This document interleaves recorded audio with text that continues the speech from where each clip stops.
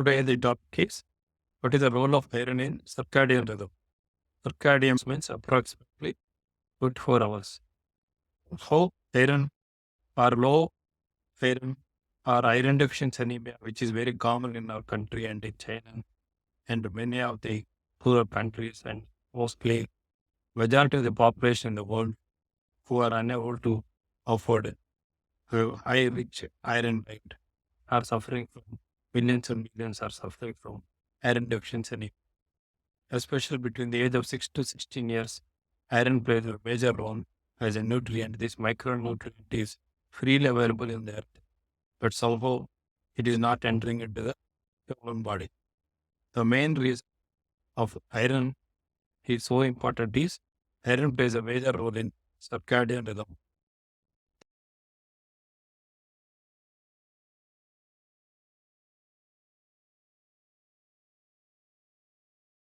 That is sleep-wake cycle.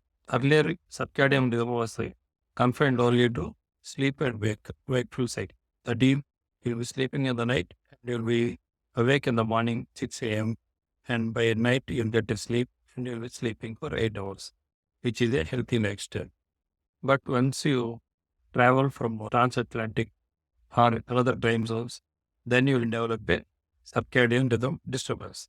It can cause as jet lag.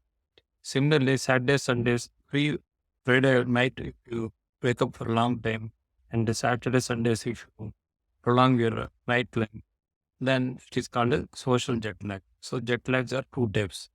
One which when you travel across the continents, another one is social jet lag. Both these conditions, whenever the sleep pattern is disturbed, definitely there will be changes. So now circadian rhythm, that is the sleep-wake cycle, is now linked to metabolism. That is just if you start eating after 10 p.m. or 12 p.m. midnight, what will happen? It will not only cause a problem for you in the metabolism, but it will also disturb your circadian clock. Every human body has a master clock, SCM, suprachiasmatic nucleus. Whenever the light falls on the retina after 9 p.m., where the melatonin production is disturbed because the suprachiasmatic nucleus, which is the center for circadian rhythm. After 9 p.m., you should shut down lights. Otherwise, melatonin production will get delayed. Only sleep is the only problem people used to think. So they started make sleep misalignment. Later on, for found out how night shift workers, they're all having high postprandial after eating, blood sugars were high. Then what was the cause? Iron plays a major role in circadian rhythm. Iron is a heme, is a base in reversal of ERB alpha, which is a protein. These proteins are on the nucleus DNA. They act to the receptors and inhibitory receptors. REV means reversal of what? Thyroid hormone alpha, THRA alpha. For that receptor protein, these are reversal. And ERB alpha, they are produced basically from the iron. Heme is the basis of trade. So people who are not eating raw red meat like lamb, pork, and meat, lamb and pork and this beef, these are red meat. They chunk heme. Non-iron heme, like in India, where we take vegetable proteins, they have a difficulty in absorbing iron, whereas heme doesn't have any problem with absorption. Non-iron can be not be absorbed when you take tea or coffee, or when it is associated with the phytates and polyphenols. So just improve your iron intake whenever you are by adding vegetables. Once you are having a deficiency in heme, iron in the body, it's a substrate for all neurotransmitters. So iron not only plays in oxygen carrying capacity, it also plays on oxidation and lipid oxidation. And for all the enzymes, iron is the base, metallization of enzymes, and also circadian rhythm. Once the REV ERB alpha is produced, The hepatogenesis is hepatic gluconeogenesis. Liver will stop producing the glucose. So REV, ERB alpha, when it will be produced in the daytime. So in the daytime, because we'll be eating, insulin will be there. There's no need of REV alpha. So hepatic gluconeogenesis, that is extra production of glucose, is stopped.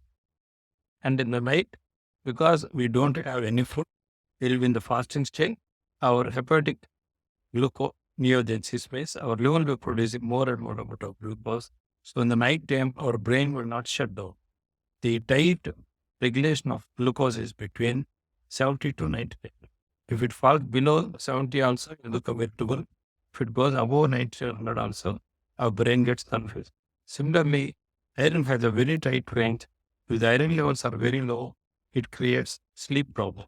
Similarly, whenever there is a high iron content, it produces loss of memory, also called as Alzheimer's disease, which is now very high in Western countries because of the red meat. Red meat and processed meat, they are having not only iron content but nitrates and sodium, and these are causing interference with the metabolism. The circadian rhythm means exactly the night time you should get the glucose, the morning you should not, the liver should not produce the glucose. This step should be there. Somebody should stop the liver from producing glucose. It's a 24/7. The liver can produce glucose from inside the body, even when you don't eat the food, even when you're fasting, is because of the hepatic gluconeogenesis. In the morning time, because we'll be having food, there is no need of again extra liver producing glucose, hepatic gluconeogenesis, so it will be stopped. And once in the evening or night, once stop eating and sleeping, then the liver goes up producing glucose, and our brain will be getting glucose constantly 24/7 in 7 days. This is done by the heme part of the iron. We are base for REV, ERB alpha. This way starts joining with VMALI and CLO clock rhythms by using a CRY1 produced called as a cycle wherein for hepatic gluconeogenesis, that liver producing glucose, is stopped in the morning and released in the evening. This is a very fine or minute oscillations in the peripheral structure. So we have a central clock, we have every clock in all the structures, and these are controlled by REV, ERB alpha, for which iron is the base. Whenever there is a problem in the extreme heat that is produced, or when we take extreme iron content of the body, it dysregulates this liver metabolism of glucose. Heme, whenever it is there, it interferes with the hepatic gluconeogenesis.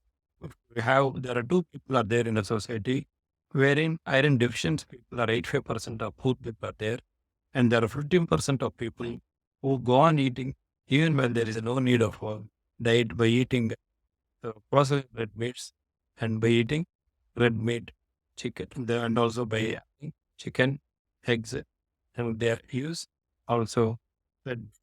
These people, they will be having high iron levels. Hepcidin is the marker which stops the iron not entering into too much. Iron is not only a helper, but it also iron-free iron can cause destruction of DNA, lipid oxidation, and entire metabolism can be destroyed. Iron should be carefully regulated by using hepcidin. Hepcidin and insulin are same phenomenon, wherein hepcidin will see there is not, whenever the hepcidin levels are high, the ferroportin will be stopped and iron will not enter the plasma. So limited amount of iron is available for erythropoiesis, and there will be obesity, anemia. So a lot of obesity people, whenever they become obese, they become anemic. It's a very double burden. On one side, people are obese, and the other side, they will be anemic. But that hemoglobin is the last thing to change. So don't wait up to hemoglobin. If do serum ferritin changes from 30 to 300 is the normal. Lot of differences between normal and abnormal. So minor change in serum ferritin hyperferritinemia, which causes hepcidin values very high. These people, when obese people, whenever they give blood, immediately their sugar levels are coming down. So the liver and heme and insulin and hepcidin are closely linked. Whenever the low levels of hepcidin are there, the iron is produced very large quantity in the blood. This goes into the liver and damages the liver and causes hemochromatosis. Even small particle of iron, if it enters the pancreas, it destroys the beta cell. Insulin secretion is destroyed and will become diabetic. Similarly, whenever the iron levels are very low in a country like India with iron deficiency, iron is important molecule which converts from pro-insulin to insulin. Our insulin levels cannot be produced and we can become diabetic. Such an important role of iron is there not only in just carrying the oxygen throughout the body by hemoglobin, but in glucose metabolism. Circadian rhythm is today what I'm to tell is, if you morning time, even if you don't eat, our glucose tolerance is good. That means even if you throw a large amount of glucose to the body also, the muscle will accept, and our insulin levels are low, our glucose levels are low, our glucagon levels are low, only cortisol levels will be very high in the early morning. Whereas by evening, even if you don't eat, you'll become pre-diabetic. That is, partially, your postprandial blood sugars will be high. Your insulin will be at the peak between afternoon 12 to evening 7.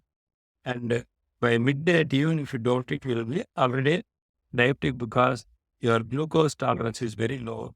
Whatever you eat, it will stay in the body. It will not be absorbed by the muscle. Morning, you are a non-diabetic. Afternoon, evening, you will be a pre-diabetic because of the high cortisol levels. And also by night, you will be fully diabetic even if you don't eat because of growth hormone, which is released at midnight, 12 o'clock. Melatonin interferes in sleep. Growth hormone is there. Leptin also is released at midnight. Ghrelin hormone is released at 4 a.m. So because of the multiple factors, whenever you eat, you have to eat between early morning, 7 and after 7 p.m. should be the closing time for dinner. After 7 p.m., no Indian should have any dinner. You can substitute with more rice and more roti after 7 p.m. So circadian rhythm not only meant for sleep, but it is also meant for glucose metabolism. If you have a poor sleep pattern, means your iron is very low. So check your serum ferritin levels. The most important is whenever you eat at a long time, this can change your sleep also. Sleep is one of the most important factors which controls the glucose. At the same time, if you eat too much and glucose also control the sleep, and your sleep pattern will get disturbed. So both are interdependent. So whenever you have time, you should not eat after 7 p.m. Just because food is over. You should not eat because it is going to disturb your sleep. Once your sleep circadian rhythm is disturbed, it causes high blood sugar because the liver will stop listening to the insulin and goes on producing hepatic glucose production because REV, ERB alpha function has come down. So now we are trying to get the REV or ERB alpha agonist drugs which are still at production. So today what I'm telling you is 3 points. One is after 7 p.m. why you should not eat is because by midnight already you are a glucose tolerance will very problem and will become a diabetic. Second is your circadian rhythm not only changes, but it will also get affected because of the sleep pattern, and sleep will disturb your circadian rhythm. All are based on iron themes, which are dependent on REV, ERB alpha. Thank you.